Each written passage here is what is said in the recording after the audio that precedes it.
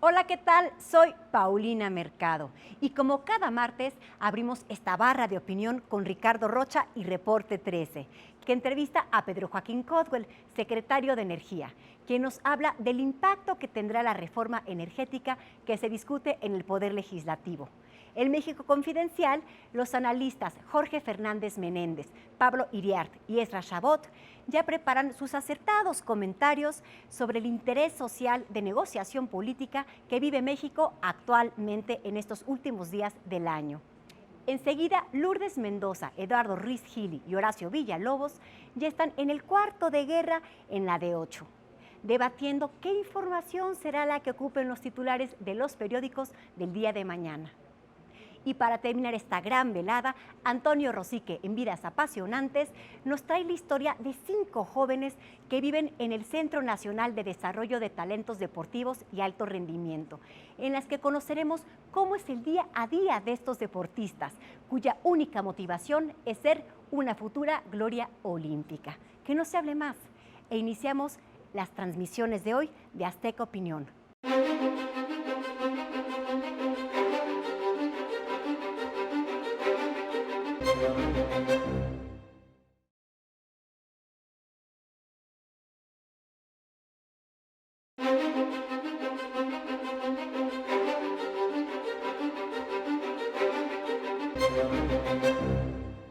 México se encuentra hoy en un momento de decisión. Al interior y al exterior del Congreso se intensifica cada hora el debate por la energética, la madre de todas las reformas. Por ello creemos que es sustancial una entrevista con Pedro Joaquín Codwell, secretario de Energía del actual gobierno federal.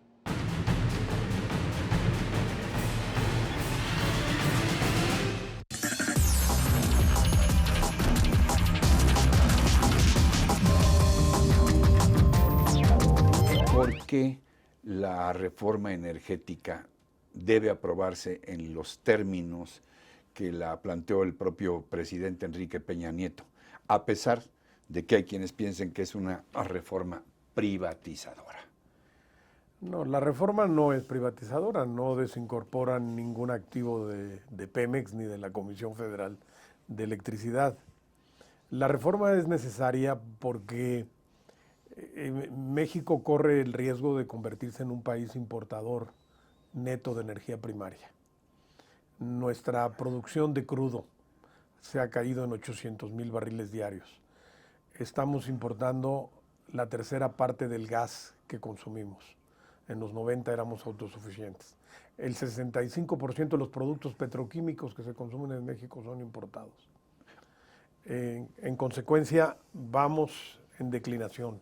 En los 90, por cada $1 de productos petrolíferos que México importaba, exportaba 6.80. Hoy estamos casi a la par. Si seguimos así, al finales de este sexenio, a más tardar principios del siguiente, México estaría convertido en importador de energía. Y otra razón muy importante para hacerlo es que en tanto las tendencias productivas, sobre todo el sector hidrocarburos, caen, lo que sube son las tarifas de luz. Somos el país de América Latina de los más caros en tarifas de luz y sobre todo contrastamos mucho con nuestros socios comerciales, Estados Unidos. En promedio las tarifas de luz en México ya son 25% más caras que en Estados Unidos, aún subsidiadas. Y el subsidio no es una cosa menor, Ricardo, es casi 0.75% del PIB. Pero si vemos los segmentos donde no llega el subsidio, como la industria, los servicios, el comercio, el consumo residencial, entonces las tarifas son 84, 128% y hasta 149% más caras que en los Estados Unidos. El riesgo de que la economía mexicana, por estas tarifas de luz tan caras, pierda competitividad y se nos vayan industrias al otro lado es enorme.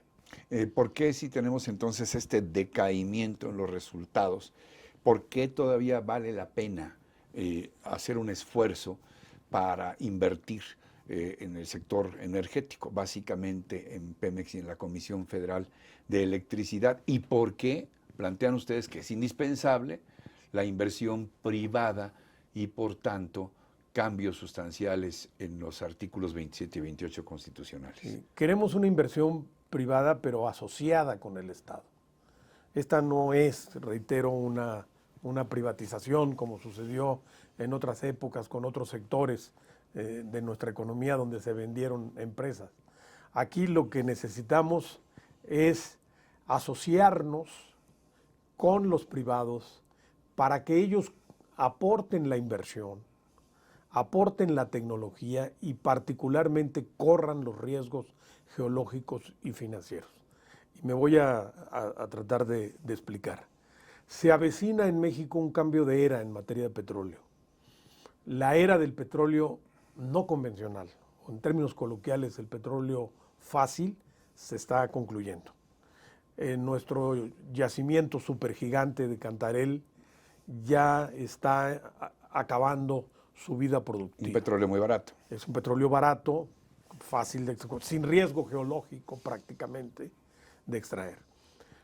3/4 partes de los recursos prospectivos de México están en aguas profundas y ultraprofundas del Golfo de México y en los campos no convencionales terrestres. O sea, sí hay mucho potencial, Sí, pero es más difícil y más caro sustraerlo. mucho mayor inversión, los riesgos son mayores. Te pongo un ejemplo.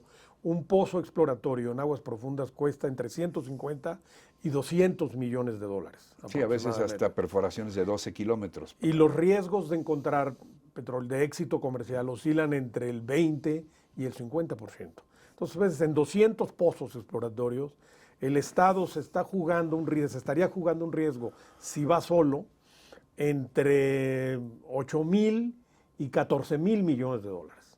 Entonces, la práctica internacional es hacer consorcios para ir a aguas profundas, asociarse para justo compartir estos riesgos geológicos y financieros. Pero se comparte también la utilidad y la Sí, ventaja. obviamente, porque... Y bien sabemos que las 7 hermanas, señor secretario, no son precisamente hermanas de la caridad, suelen ser muy abusivas.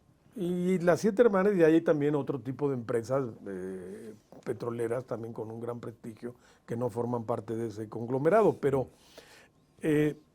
Ricardo, ciertamente se les tiene que dar un beneficio económico, pero hay que ver la relación costo-beneficio.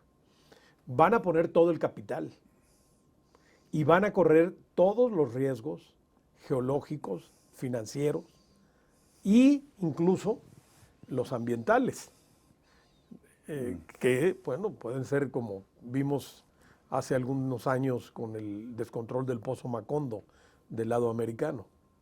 Entonces, ahorita, si el Estado mexicano fuera solo a estas zonas del futuro del petróleo en México, sería muy desventajoso para los intereses nacionales, porque los riesgos los estaríamos corriendo todos. De todas maneras, ahorita la legislación solo le permite a Pemex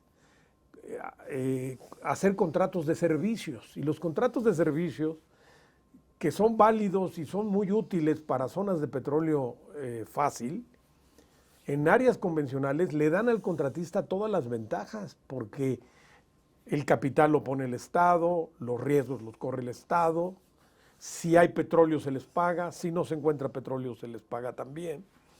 Entonces, necesitamos darle flexibilidad a nuestro marco contractual.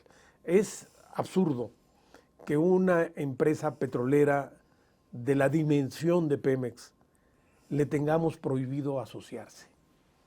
Aquí hay una falla estructural en nuestro modelo petrolero que a lo mejor funcionó bajo otro tipo de realidades, pero que ahora ya no. Hablando de todos estos acotamientos o límites que tiene Pemex, estas cargas, la enorme carga fiscal, es absolutamente indispensable también el régimen fiscal de Pemex a fin de darle modernidad, autonomía de gestión, poder incorporarla en la competitividad global. Es fundamental, Ricardo, es fundamental.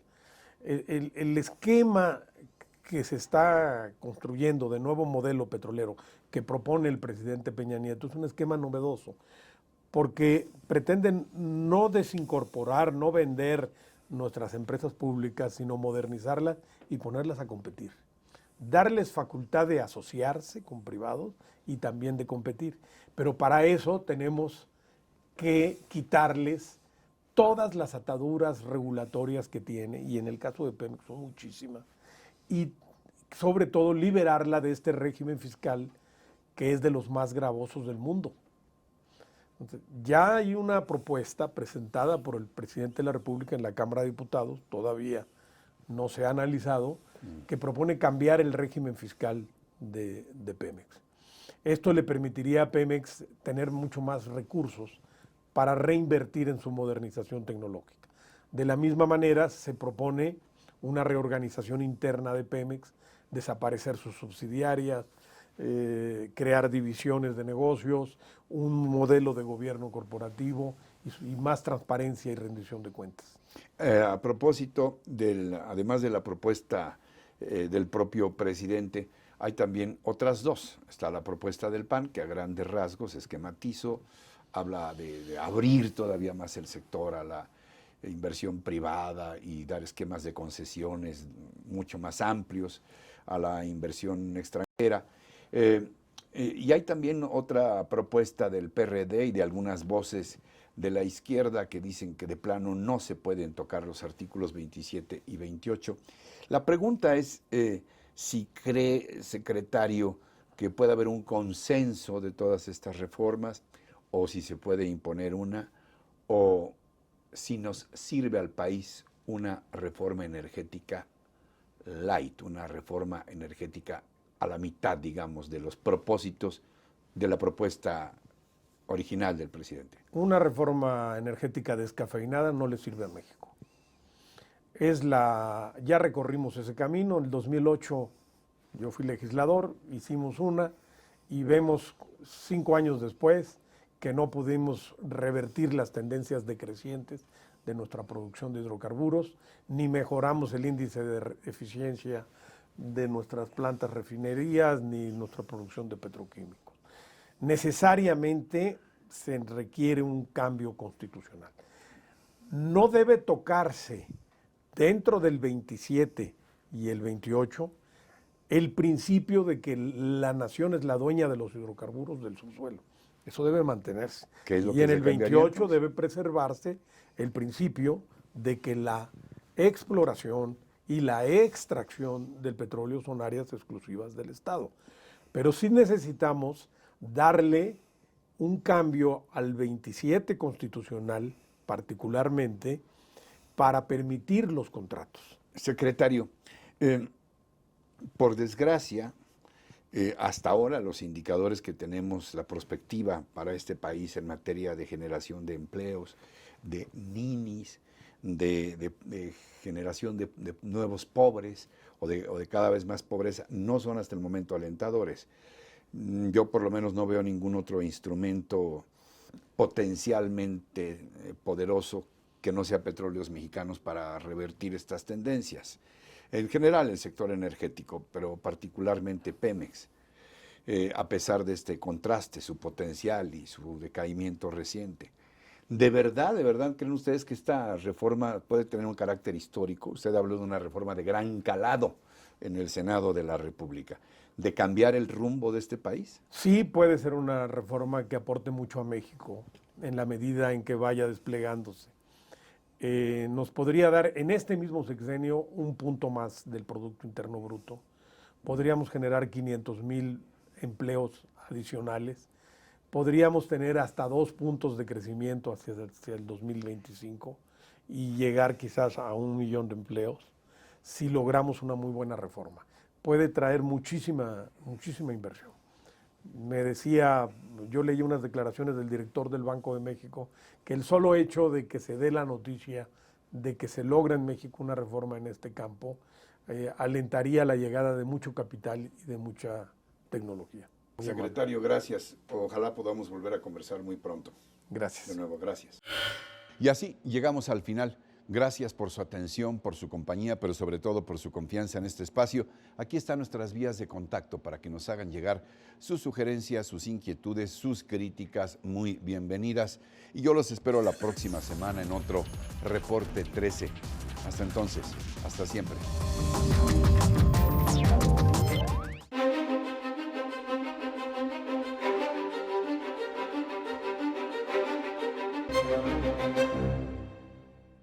El 2 veces fallido candidato presidencial Andrés López anunció que solicitará el registro de partido político para el movimiento que ahora encabeza. Al respecto, hay algunos cuestionamientos, como ¿para qué tener otra organización que recibirá recursos de los impuestos? En este 2013, los 7 partidos políticos con registro nacional recibieron 3.743 millones de pesos. El partido que más recursos recibió fue el PRI, con 991.5 millones de pesos, y el que menos, Movimiento Ciudadano, con 258 millones de pesos. Queda claro que López quiere una parte de ese presupuesto. Entonces, habría que hacer una consulta popular para saber si alguien quiere que parte de sus impuestos vayan a esa causa. Si el excandidato, luego de 20 asambleas estatales, convocó apenas a unos 200,000 simpatizantes, se podría anticipar que el no ganará. Pero surge la pregunta sobre si el político lo respetará. ¿Cómo la ve?